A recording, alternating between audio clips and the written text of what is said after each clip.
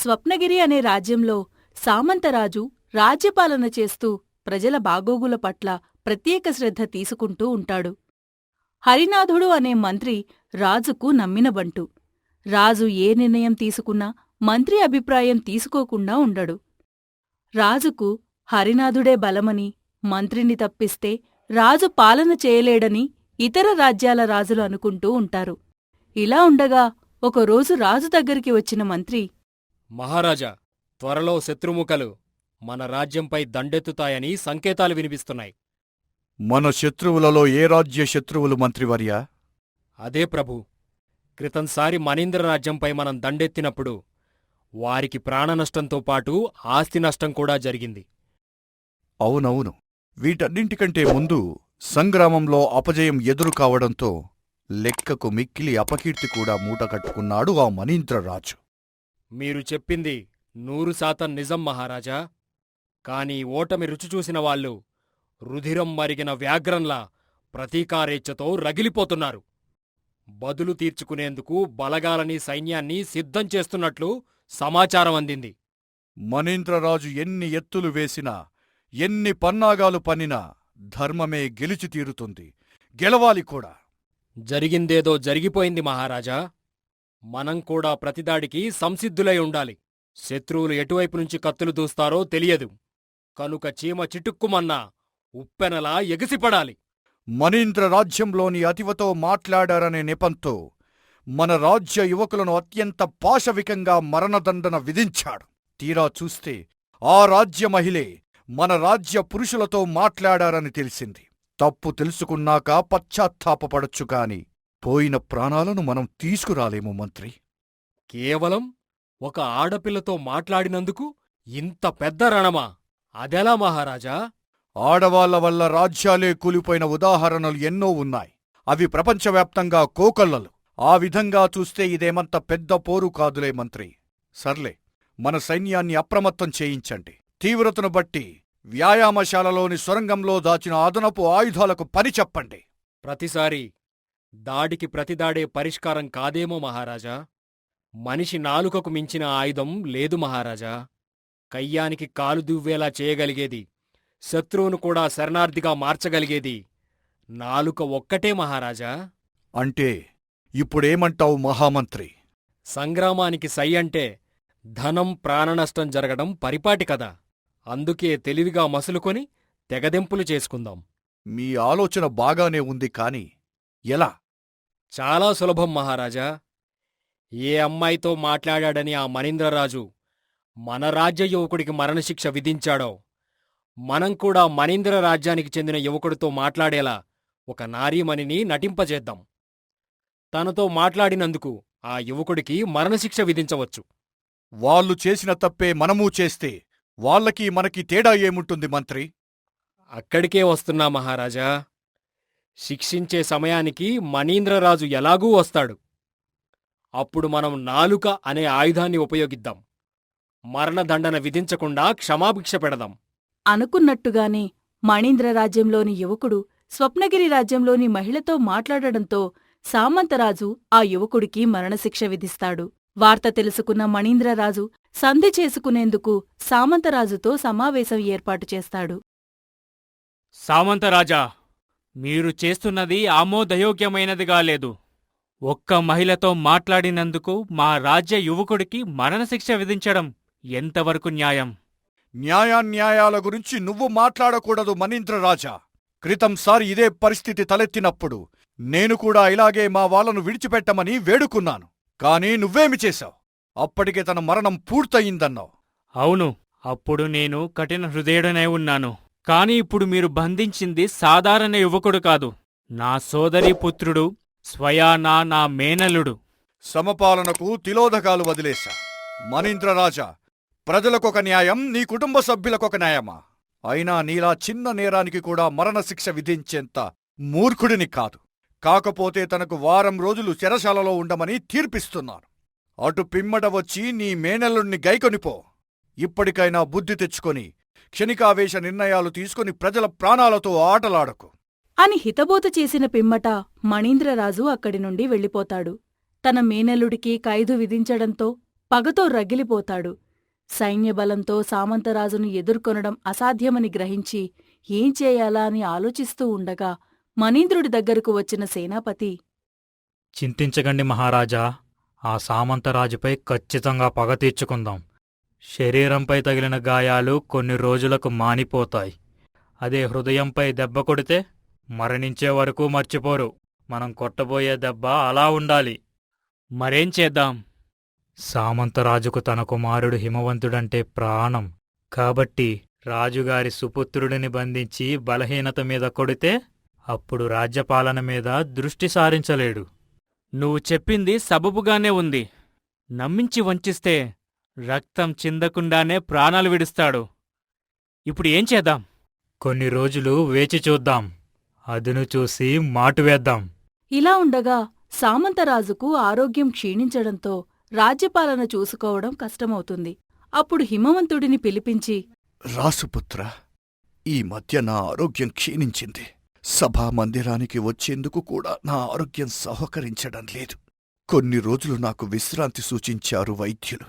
నేను మరలా సభకు వచ్చేంతవరకు ఎలాగో కాబోయే యువరాజువి కనుక మంత్రిగారి సూచనలు తీసుకుంటూ సురాజ్య పాలన చెయ్యాలి. వారికి కష్టం వస్తే ఆదుకోవడానికి వెనుకాడకు. నేను లేని రోటు రానివద్దు. ఆ విషయం మీరు ప్రత్యేకించి చెప్పాలా నాన్నగారు? వైద్యుని సూచనలతో మీరు నిశ్చింతగా విశ్రాంతి తీసుకోండి. మీరు లేకున్నా మీ పాలనే అక్కడ కొనసాగేలా చూసుకుంటాను. స్వప్నగిరిని హిమవంతుడు పాలిస్తాడని తెలుసుకున్న మణీంద్రరాజు రహస్యంగా హిమవంతుడిని కలిసి, నేను మణీంద్రరాజుని యువరాజా. ఆపద్ధర్మరాజుగా ఎన్ని రోజులుంటావు? మీ తండ్రి ఆరోగ్యంతో తిరిగి వస్తే రాజ్యాధికారం మీ తండ్రి చేతిలోకే వెళ్ళిపోతుంది. అప్పుడు నీ చేతిలో ఎటువంటి అధికార హోదా ఉండదు. దేవుడు అన్నిసార్లు అవకాశమివ్వడు. వచ్చినప్పుడే వినియోగించుకోవాలి. సామంతరాజే లేకపోతే ఈ రాజ్యం నీదే కదా.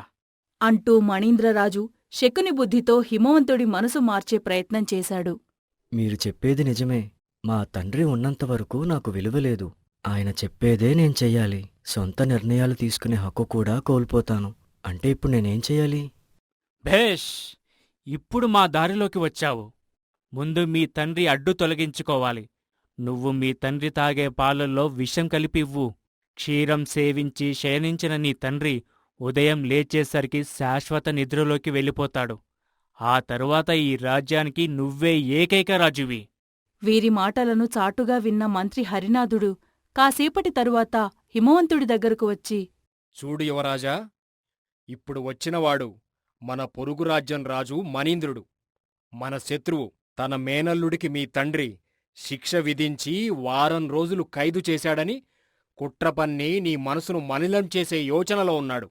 నువ్వు అటువంటి వారి పట్ల జాగ్రత్తగా ఉండాలి. మీ తండ్రి తర్వాత నువ్వే రాజువు కనుక చాకచక్యంగా వ్యవహరించాలి. వారి మాటలు విషపుటేరులా లేదా ముత్యాల చినుకులా అని గ్రహించాలి. నాకు తెలుసు మంత్రివర్య. మా తండ్రి స్వప్నగిరి రాజు గురించి చెప్పారు. వాళ్ళ మనసులో దాగి ఉన్న మర్మాన్ని తెలుసుకునేందుకే ఇలా అమాయకుడిలా నటించాను. శభాష్ యువరాజా! నన్ను పొగడటం మానేసి మీరు మీ పనిపై దృష్టి పెట్టండి. ఇకపై నేను చెప్పే వరకు రాజ్యపాలన విషయంలో ఎటువంటి నిర్ణయాలు తీసుకోకండి. మా తండ్రి వయసు దృష్ట్యా విశ్రాంతి తీసుకుంటున్నారు. మీది కూడా అదే వయసు కనుక వీలైనంత త్వరగా మీరు విశ్రాంతి తీసుకుంటే మీ స్థానంలో యువమంత్రిని నియమించుకుంటాను. అంటూ మంత్రి హరినాథుడిని సున్నితంగా హెచ్చరించి వెళ్ళిపోతాడు హిమవంతుడు. ఆ హిమవంతుడు ఇంకా పూర్తి బాధ్యత తీసుకోనేలేదు. ఎన్నో ఏళ్లుగా నమ్మిన బంటుగా రాజ్యానికి సేవలందించిన నన్నే అవమానపరిచేలా మాట్లాడతాడా? యువరాజు అన్న మాటల గురించి బాధపడుతూ పరధ్యానంలో అలా నడుచుకుంటూ వెళుతుండగా ఒక యువకుడు తారసపడతాడు. మీరు స్వప్నగిరి రాజ్యమంత్రి హరినాథుల వారు కదా? అవును బాబూ. నేను నీకు తెలుసా? తెలుసండి. నా పేరు విక్రమవర్మ. మీ సలహాలు స్వప్నగిరి రాజ్య అభివృద్ధికి ఎంతో దోహదపడ్డాయని విన్నాను. నేను మత్స్యగిరి రాజ్యానికి కాబోయే యువరాజుని. దీర్ఘాయుష్మాన్ భవ.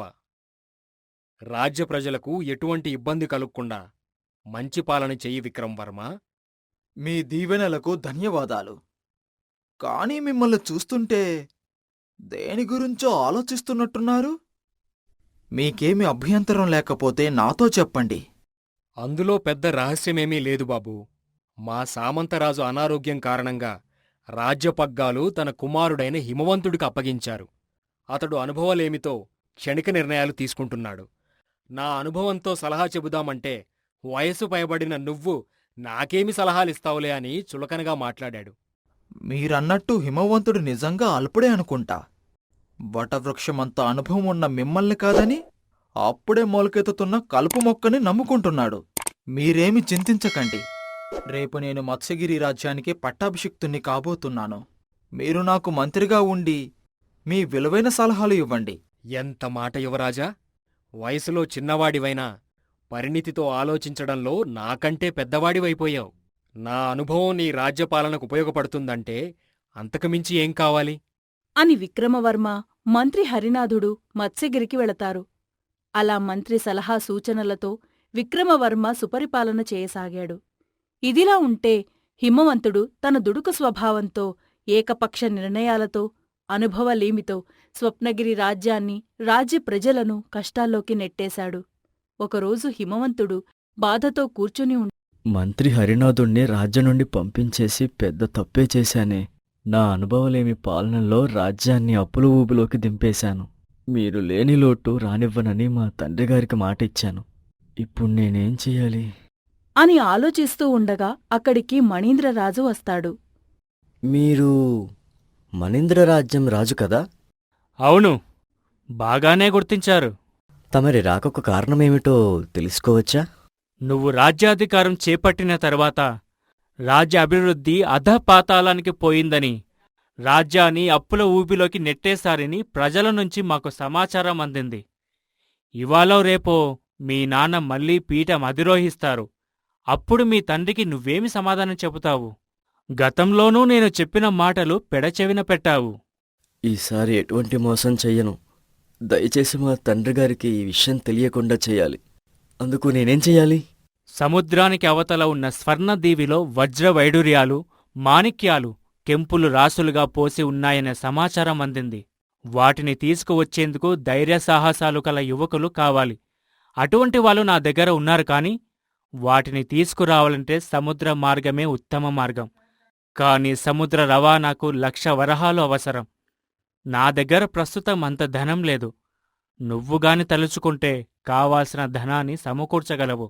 మీరన్నది బాగానే ఉంది కాని 1,00,000 వరహాలంటే మాటలా? అర్ధరాజ్యాన్ని అమ్మకానికి పెట్టినా అంత ధనం రాదేమో. 1,00,000 వరహాలు అవసరం లేదు. 90,000 వరహాలు చూడు. మిగతాది నేనేర్పాటు చేస్తాను. ఇప్పటికే నా రాజ్యం నష్టంలో ఉంది. ఇప్పుడు అర్ధరాజ్యాన్ని అమ్మితే మా తండ్రిగారి పరువేం కావాలి? నాకు అర్థమైంది హిమవంత. నా తాపత్రయమంతా నీకోసమే. ఇప్పుడు నువ్వు ధనం ఇచ్చావనుకో, ఆ బంగారు నిధి మన చేతికి వస్తే స్వప్నగిరి రాజ్యం లాంటి రాజ్యాలను 100 కొనొచ్చు. అప్పుడు మీ తండ్రి నీ రాజ్య పాలనకు దాసోహమై నీకే పట్టాభిషేకం చేస్తాడు. ఇంకేమీ ఆలోచించకు. త్వరగా ధనం ఏర్పాటు చేయి అని చెప్పి అక్కడి నుండి వెళ్ళిపోతాడు. ధనాశకు లొంగిపోయిన హిమవంతుడు స్వప్నగిరిలోని అర్ధరాజ్యం అమ్మి ఆ సొమ్మును మణీంద్రరాజుకు ఇస్తాడు. తన తండ్రి మణీంద్రరాజు మేనల్లుడికి ఖైదు విధించినందుకు శిక్షగా తనను నమ్మించి వంచాడని ఆ తరువాత గ్రహిస్తాడు హిమవంతుడు. కొన్ని రోజుల తరువాత సామంతరాజు ఆరోగ్యం నుంచి కోలుకొని అర్ధరాజ్యం అమ్మేశాడని తెలుసుకుంటాడు. అప్పుడు హిమవంతుణ్ణి పిలిచి, దశాబ్దాలుగా నా కొలువులో ఉన్న మంత్రి హరినాథుడిని కాదని కన్న కొడుకువని నీకు అధికారం అప్పగించినందుకు నా పరువు తీశావు. హరినాథుణ్ణి రాజ్యం వెళ్ళిపోయేలా చేశావు. అనుభవజ్ఞుల సలహాలు తీసుకోకపోతే ఏమవుతుందో ఇప్పటికైనా నీకు అర్థమయ్యిందా? రాజ్యకాంక్షతో చెయ్యరాని తప్పులు చేశాను తండ్రి. నన్ను క్షమించండి. క్షమించడానికి నువ్వు చేసింది మన కుటుంబం మాత్రమే బాధపడే తప్పు కాదు, రాజ్య ప్రజలందరూ బాధపడే తప్పు. నీకు ఏ శిక్ష విధించాలో ప్రజలే నిర్ణయిస్తారు. అప్పుడే అక్కడికి వచ్చిన హరినాథుడు, తొందరపడి ఏ నిర్ణయం తీసుకోకండి మహారాజా. మంత్రి హరినాథ ఎలా ఉన్నారు? నాకేం పర్వాలేదు మహారాజా. ఆరోగ్యంగా, ఆర్థికంగా కూడా బాగున్నాను. మీ ఆరోగ్యం బాగేనా? ఇప్పుడిప్పుడే కోలుకుంటున్నాడు. ఇంతలో మా హిమవంతుడు మాయ మాటలకు మోసపోయి అర్ధరాజ్యం అమ్మేశాడని తెలిసింది. ఏం చెయ్యాలో నాకు అర్థం కావటం లేదు. నా రాజ్య ప్రజలకు ఏం సమాధానం చెప్పాలో నాకు తెలియడం లేదు. మీరేమీ చింతించకండి మహారాజా. ఇదిగో మీ కుమారుడు ఆ మణీంద్రరాజుకిచ్చిన అర్ధరాజ్యపు సొమ్ము 90,000 వరహాలు. అవునా? ఆ మణీంద్రరాజు నుంచి మీరెలా దక్కించుకున్నారు? నేను కాదు మహారాజా, మత్స్యగిరి యువరాజు విక్రమవర్మ విజయమే ఇదంతా. తనకు విషయం తెలిసి ఆ మణీంద్రరాజుని తన సైన్యాన్ని ఓడించి ఈ ధనాన్ని తీసుకున్నాడు. నన్ను క్షమించండి హరినాథ. వారసత్వ గర్వంతో కన్ను మిన్ను తెలియకుండా మిమ్మల్ని తూలనాడాను. అనరాని మాటలు అన్నాను. అయినా ఈ దుర్మార్గుడి తప్పులను పెద్ద మనసుతో క్షమించి పోయిన సొమ్మును తిరిగి అప్పగించారు. తప్పు చేయడం తప్పు కాదు, చేసిన తప్పుకు ప్రాయశ్చిత్తపడడం, మళ్ళీ ఆ తప్పును చేయకపోవడం గొప్ప. ఇకనైనా మీ తండ్రి బాటలో నడిచి సురాజ్యపాలన చేసి మంచి రాజుగా పేరు తెచ్చుకుంటావని ఆశిస్తున్నాను. మంత్రివర్య, ఇదివరకులా మీరు ఈ స్వప్నగిరి రాజ్యానికి మంత్రిగా ఉంటారని నేను ఆశిస్తున్నాను. మీలాంటి అనుభవజ్ఞుల సలహాలు మాకు ఎంతో ఉపయుక్తం.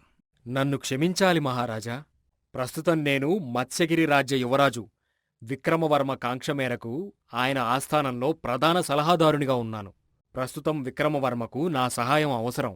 మీరన్నది సబబే మంత్రి. కాని విక్రమవర్మ తెలివైనవాడు కనుకే మిమ్మల్ని తన ఆస్థానంలో కొలువుకు ఆహ్వానించాడు. మావాడు పరిణితి లేని ఆలోచనలతో మిమ్మల్ని కాదనుకున్నాడు. ఏదేమైనా నేను మీ వద్దకు రావాలంటే విక్రమవర్మ అనుమతి తీసుకోవడం న్యాయం కదా? అవును, ఒకసారి విక్రమవర్మతో సమావేశం ఏర్పాటు చెయ్యండి. నేనే ఆయనను ఒప్పిస్తాను. అప్పుడే అక్కడికి వచ్చిన విక్రమవర్మ, ఆ సమావేశమేదో ఇప్పుడే ఏర్పాటు చేయండి మహారాజా. మీరు ఇప్పటివరకు మనం మాట్లాడుకుంటున్న విక్రమవర్మ యువరాజు ఈయనే మహారాజా. మత్స్యగిరి యువరాజు విక్రమవర్మకు ఘన స్వాగతం. మీరు మా రాజ్యానికి వచ్చినందుకు మిక్కిలి సంతోషిస్తున్నాను. నేను ఎవరని సందేహిస్తున్నారా? హిమవంతుడిని. మహా అనుభవజ్ఞులైన మంత్రి హరినాథులు వారిని వదులుకున్న యువరాజు మీరేనా? ఒక విధంగా నేను మీకు కృతజ్ఞుడిని. ఎందుకు విక్రమవర్మ? ఎందుకంటే మీరు ఆయనను అవమానించి పంపించేయడం వలనే కదా మా రాజ్యానికి మంత్రి అయ్యారు. మంత్రిని అలా అవమానించినందుకు ఇప్పటికే నేను పశ్చాత్తాపడుతున్నాను. దయచేసి చచ్చిన పాముని ఇంకా చంపకండి. విక్రమవర్మ, మీరు చాలా తెలివైనవారు, రాజ్యకాంక్షను కలిగినవారు. నిర్ణయాలు తీసుకోవటంలో ఎంతో నేర్పరి కనుక హరినాథుల వారికి మా కొలువు సేవలు అందించమని కోరుతున్నాను. అందుకు మీరు సమ్మతిస్తే నేను సంతోషిస్తాను. అనుభవ మంత్రిగారిని వదులుకోవడం తెలివైన వారి లక్షణం కాదు. ఒక పని చేద్దాం.